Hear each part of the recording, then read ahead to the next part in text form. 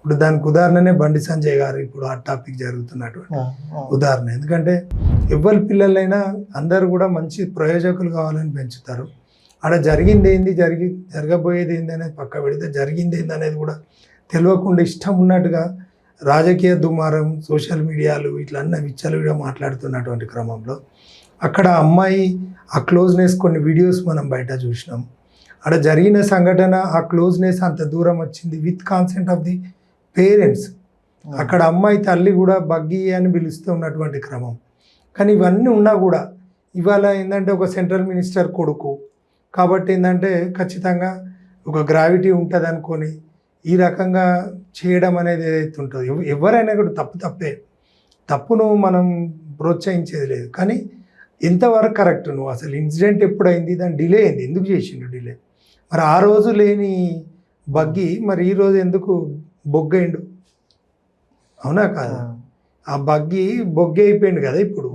మరి ఆ రోజు ఏం చేసినావు నువ్వు? పోలీస్ కంప్లైంట్ ఎందుకు ఇవ్వలేదు? నువ్వు అక్కడ ఎప్పుడో ఇన్నిసార్లు జరిగిండ్రు, మద్యం తాగుతుంది అమ్మాయి అని చెప్పి మద్యం తాగిపిచ్చి ఇట్లా ఏదో చేసిండని కంప్లైంట్లో ఇస్తే, అంటే ఇప్పుడు రివీల్ అయింది కాబట్టి ఫ్యాక్ట్స్ మనం మాట్లాడుతున్నాం. అమ్మాయి పేరు ఇట్లా మనం ఏం తీయట్లేదు. కానీ ఫ్యాక్ట్స్ ఆఫ్ ది కేసు ఏంటంటే అక్కడ వాళ్ళ ఫ్యామిలీతో క్లోజ్ అసోసియేట్ అయి ఉన్నాడు. తర్వాత జరిగిన సంఘటన ఇట్లున్నది ఉన్నప్పుడు ఇప్పుడు ఏమొచ్చింది నీకు? కేసు ఎక్కడ నిలబడుతుంది? అది ఆ కేసే కాదు అది. వాస్తవానికి ఏంటంటే ఒక సెంట్రల్ మినిస్టర్ ఒక బాధ్యతాయుతమైన పోస్టులు ఉన్నాడు కాబట్టి ఆయన మాట్లాడింది. కానీ ఈ విషయం మీద అసలు ఆయన కూడా స్పందించాల్సిన అవసరం లేకుండే. తప్పు ఎవడు చేసినా కూడా నా కొడుకైనా సరే ఎవడైనా సరే చట్టం ముందు సమానులే. నా కొడుకు తప్పు చేస్తే తప్పకుండా నా కొడుకు శిక్ష 100% పడాల్సిందే.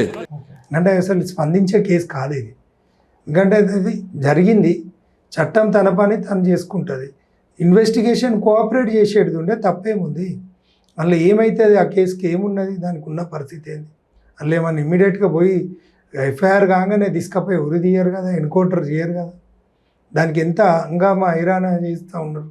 ప్రతి కుటుంబం, ప్రతి తల్లిదండ్రి కామన్గా అందరూ పిల్లలు అంటారు. వాళ్ళ సెంట్రల్ మినిస్టర్ కొడుకు అయితేంది, కామన్ మ్యాన్ కొడుకు అయితేంది, తప్పు చేసిందా చేయలేదా అనేది ఇన్వెస్టిగేషన్ కోఆపరేట్ చేయాల్సిన బాధ్యత ఈయన పైన ఉండే.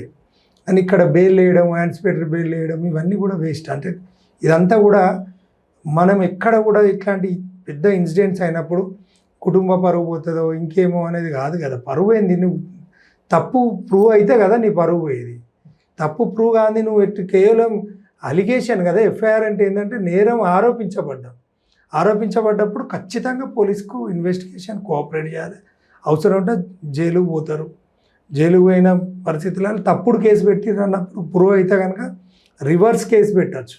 అప్పుడు ఎవరైతే తప్పుడు కేసు పెట్టిందో వాళ్ళు జైలుకు పోతారు. ఈ తప్పుడు కేసు రిజిస్టర్ చేసిన పోలీస్ అధికారులు కూడా వాళ్ళు కూడా జైలు పోతారు. నౌకర్లు కూడా పోయే సందర్భం ఉంటుంది.